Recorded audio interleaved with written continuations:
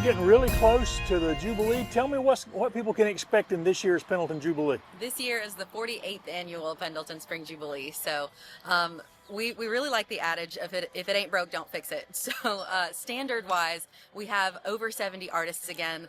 I have 5 food vendors, and then of course our guests can still enjoy restaurants and activities here on the green while you're here with us. Let's see. Oh, I have some awesome entertainment lined up for you, and we even have the Pendleton Marching Band Flag Corps doing a performance for us on Saturday. So we're incorporating a lot this time around with our nonprofits. Do you think you've completely recovered from COVID now, the COVID years? Yes, I think I would say that we're completely back, but we did learn a lot, and I think I may have mentioned it another time. The spacing between the booths is something born of COVID, but people really love having some room to explore their spaces and to kind of have multiple people in a booth again. It's been really nice, but I'm kind of encouraged too when I see a couple of folks with a mask at an event, because that just means that you're trying to protect yourself and others. You mentioned it's the 48th year. Have you still got some old timers who were here when it started? Yes, we've got a handful of folks. And the wildest news that I've received about this Jubilee is that Rob Gentry won't be with us this year.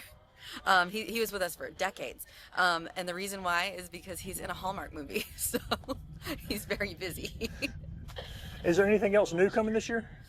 New. Well, last year I had our Chainsaw Bear demonstrator. He'll be back with us. This is his second year. And then, of course, during the jury process, we do pick up artists who have never participated in Jubilee before. So I would say that we have 6 to 7 artists who have never been here, who don't know our town, and who I'm expecting another 6 to 7 compliments about how great Pendleton is and about how wonderful the show was for them.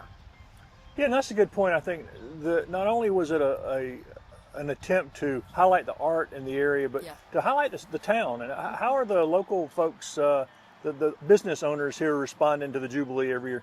The business owners, that I'm told that they love it. I'm told that a lot of our folks, they're only open on Saturday, so you'll have half of our businesses up on Saturday, or all of them open on Saturday, and then half down on Sunday, just depending on their regulations. But they have these awesome weekends when we bring in all these folks, a lot of exposure and then a lot of return exposure too. So people want to come back when it's a little less busy or where there's a better place to park. And do you have an estimate how many you had last year? We like a clicker process for that. And so the clicker kind of averaged around 18,000 people, but we miss folks. People come in way sooner than we start counting. So it's an estimate for over 20,000 people every year.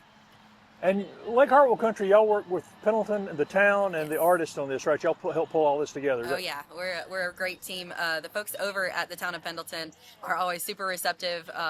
They love us running the show, and we love their support. So they're here for us for waste disposal, for your police presence, any of our road closures and planning. Amber Barnes and Lindsay Watley are rock stars. They're the best. And for people who don't know about Lake Hartwell Country, tell them what that is. Lake Hartwell Country is the easy one. That one is regional tourism promotion for Anderson, Oconee, and Pickens counties.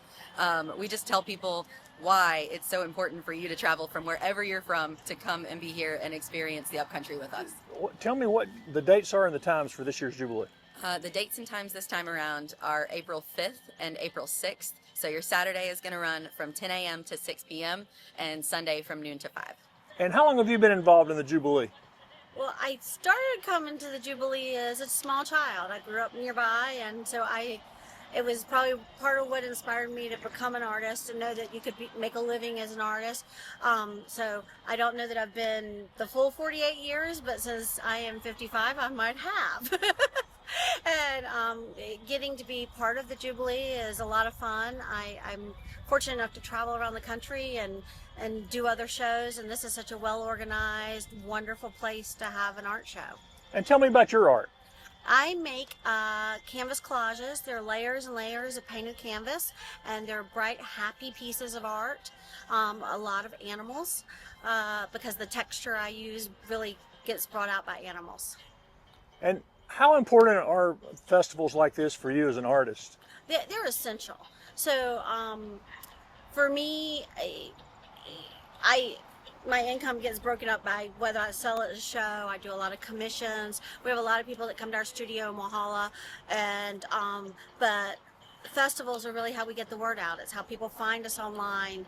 If they don't see us in person, they don't know to come look for us. And how does a festival like this help build the art community around here? Is it among the artists? It's essential. I think if Pendleton hadn't had the history of the Jubilee, it wouldn't currently be supporting two art-based businesses with the art gallery here that a bunch of local artists get together and they're all members and work there and show their art there. But also there is now Carson Gould Gallery that's part back in the Hunter store. And I think having a culture of art is important, and everybody being exposed to different arts from all over the country helps them appreciate it when they see it.